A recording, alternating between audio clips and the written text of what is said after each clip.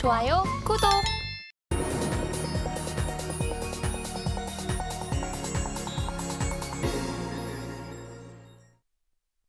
금요일 아침 8시 반입니다. 매일 아침 8시 반 저희 서울경제TV에서 센티멘탈 대 펀더멘탈 계속적으로 말씀을 드리고 있습니다. 오늘도 두 종목 가지고 출발을 해보겠습니다. 오늘은 센티멘탈로 하나 마이크론 외주 업체죠. 그리고 펀더멘탈 파인 엠텍 이렇게 되겠습니다. 자, 하나 마이크론부터 좀 살펴보겠습니다.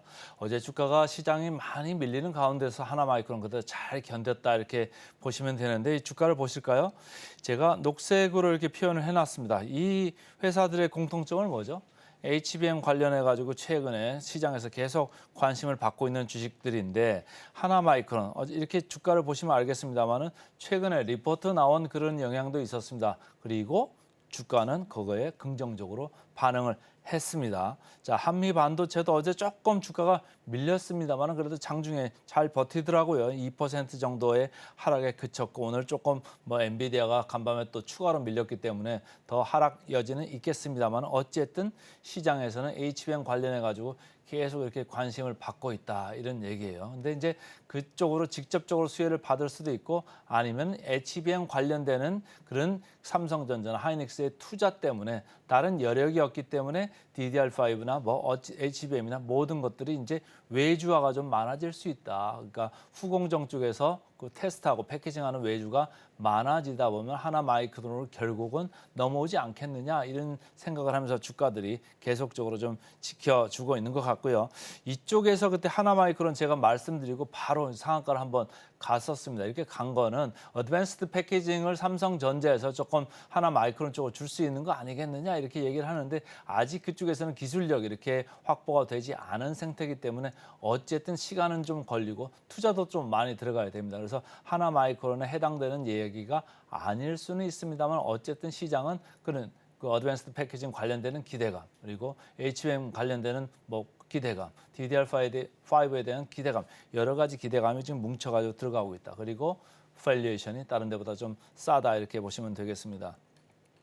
이베스트 증권에서 이렇게 리포트를 냈네요. 그래서 HBM 시설 투자하고 오사트 그러니까 후공정이라는 걸 오사트라고 하는데요. 반도체 후공정의 역할이 더 커질 거다 이런 얘기를 하는 거예요. 그래서 베트남 비나 이 서버향 제품 증가가 계속 될 거기 때문에 24년에 실적을 상향을 했습니다. 이쪽 보면은 이제 베트남 쪽의 물량이 계속적으로 좀 늘어날 가능성이 있어요. 이제 서버향도 늘어나고 그다음에 여러 가지 모바일이나 관련돼 가지고 좀 늘어날 수 있고 중요한 거는 이런 거죠.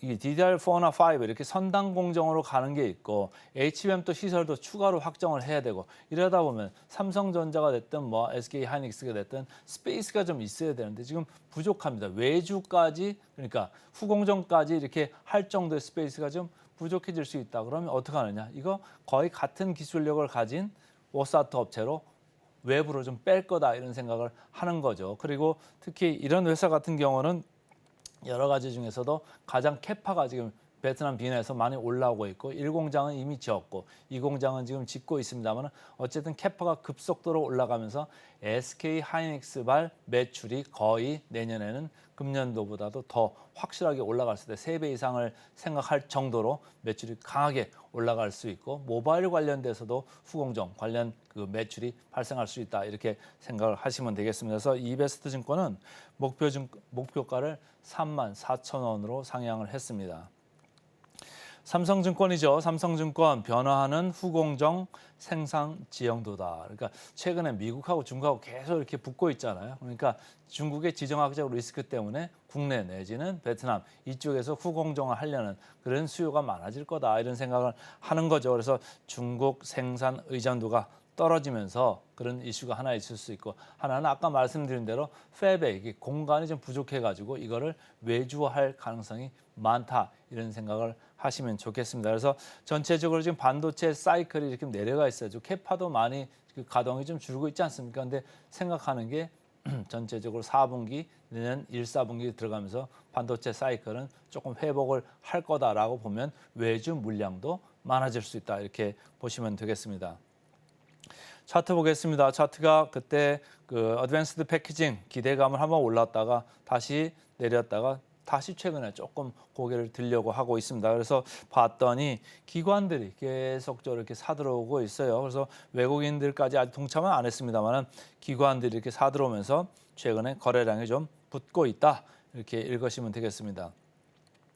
역사적 밸류 밴드를 이렇게 보시면 상단에 와 있죠. 상단에 와 있고 그래서 주가 리레이팅, 그러니까 주가 재평가 지금 계속적으로 이루어지고 있다 이렇게 보시면 되고 그 주가 재평가는 뭘까요? 그 근간에 있는 건 사실은 싸기 때문일 수 있습니다. 자, 한미 반도체, 뭐 제가 계속 말씀드립니다만 회사 지금 업황이 좋아질 수밖에 없는 이런 환경이지만 밸류에이션은 상당히 높다. 그러니까 삼성증권에서 뭐라고 레코멘데이션을 냈죠? 매수가 아니고 트레이딩 바이, 그러니까 분위기 좋을 때만 봐라 이런 얘기죠. HPSB도 마찬가지입니다. 분위기 좋을 때만 좀 봐라 이런 얘기인데 다들 밸류에이션이 높죠. PER 30배, 여기는 45.8배 높습니다. 그런데 하나마이크론은 물론 후공정 업체이기는 합니다만은 11.7배. 그렇게 비교를 했을 때는 높지는 않죠. 그래서 계속적으로 차별적인 행보가 이어질 수 있다. 이런 생각을 하시면 좋겠습니다. 목표 주가 보겠습니다. 목표 주가 대비 괴리율 딴 데보다는 조금 낮습니다만 여전히 18% 보고 있습니다. 그래서 오늘은 센티멘탈로 하나마이크론부터 말씀을 드렸습니다. 그다음에 이제 펀더멘탈로 가겠습니다. 펀더멘탈 오늘은 파인 엠텍입니다. 파인 엠텍 뭐 하는 데죠? 힌지 하는 데죠. 힌지 모바일 폰에 많이 들어가는데요. 이전까지 뭐 내장을 많이 했습니다. 그래서 폴더블 폰이 나올 때마다 계속적으로 주목을 받고 있는 이런 힌지 업체인데 여기에 더불어서 외장 힌지까지도 이제는 좀 봐야 된다 이런 얘기예요. 외장 힌지는 이제까지 벤더가 한 군데만 하고 있다가 이제는 두 군데를 써야 되는 거예요. 두 군데를 쓰다 보니까 듀얼 벤더. 이 회사까지도 좋은 낙수 효과가 좀 나올 수 있다 이런 생각을 하시면 좋고요. 그 다음에 2차 전지 그 고정하는 EV 모듈 하우징 쪽으로 좀 들어갑니다. 그게 이제 매출이 급속도로 이렇게 올라올 거거든요. 그렇다고 보면은 이 회사가 성장성이 상당히 좋을 거다. 주가를 보시면 보시죠. 이렇게 쭉 내려오다가 최근에 계속적으로 좀 올라오고 있습니다. 시장이 이렇게 밀리는데 파이낸텍 물론 시총은 작습니다. 제가 볼 때는 뭐 한 3천억 정도면 제가 고르는 기준치고는 상당히 작죠. 그렇지만 조금 좀 올라오는 게 좀 이상해가지고 제 레이더에 걸렸다 이렇게 보시면 되고 다른 회사들 이 휴대폰, 핸드폰 관련된 이런 회사들은 주가가 뭐 그냥 그저 그렇죠. 근데 이 회사만 유독 이렇게 강하게 올라오고 있어서 제 레이더에 걸렸습니다. 하나증권은 이제 이런 생각을 하는 거죠. 힌지에다가 전기차 관련된 모듈까지도 공급하는 회사로 변모하게 된다 이런 얘기예요. 그래서 내장 힌지 말씀드렸고 외장 힌지도 말씀드렸습니다. 그리고 SDI에 이제 퀄 끝났습니다. 그러니까 품질 검사가 다 끝났고 이제는 공급을 10년간 독점적으로 하게 됩니다. 여기서 매출이 상당히 늘어나겠죠. 그렇게 늘어나는 것도 있고 그 다음에 EV 쪽에서 또 있습니다. 쿨링 블럭이라고 해가지고 이쪽 매출도 늘어날 수 있습니다. 그러니까 이제까지는 폴더블 폰의 그로스 그러니까 성장에만 기대를 했던 업체에서 이제는 플러스 전기차 이쪽까지도 성장 여력이 생겼다 이렇게 보시면 되겠습니다. NH투자증권에서 나오는 얘기입니다. 계속해서 비슷한 얘기고요. 확장의 서막이다. 그래서 2차 전지 시장 진출 본격화 얘기를 했습니다. 그리고 이 숫자를 보시면 금년에 한 140억 이제 보는 건데 내년에 690억 이렇게 3배 이상 이렇게 늘어나죠. 그래서 힌지 성장성도 또 보는 겁니다. 폴더블 폰 플러스 또 새로운 폴더블 폰이 나올 때 이 회사가 계속 들어갈 가능성이 크다 이렇게 보시면 좋고 거기에다가 더불어서 뭐 게임기도 있을 수 있고 태블릿도 있을 수 있고 노트북까지도 있을 수 있습니다. 그래서 전체적으로 사업 영역이 확장될 수 있다 이런 걸 보는 겁니다. 주가 보겠습니다. 시장은 많이 밀려내는데 이 회사는 안 그렇죠. 이 회사 계속적으로 이렇게 올라가고 있고요. 외국인, 기관 둘이 같이 사고 있습니다. 쌍끌이 매수가 지속되고 있다. 이렇게 읽으시면 되겠습니다. 뭐 이게 다시 이제 분할 상장했기 때문에 다시 이제 주가가 형성이 될 텐데 어찌됐든 주가 재평가를 좀 기대하는 거 아니냐 이런 생각이 들 정도로 최근에 분위기가 좋습니다. PER 보겠습니다. 8.4배 높지는 않죠. 뭐 MC넥스 최근에 말씀드렸습니다만 높지 않습니다. 그래서 저평가된 회사가 맞습니다. 목표 주가 마지막으로 체크하겠습니다. 목표 주가 대비 19% 정도 남았습니다. 그래서 오늘은 센티멘탈로 하나마이크론, 펀더멘탈로 파이낸텍 두 종목 말씀드렸습니다.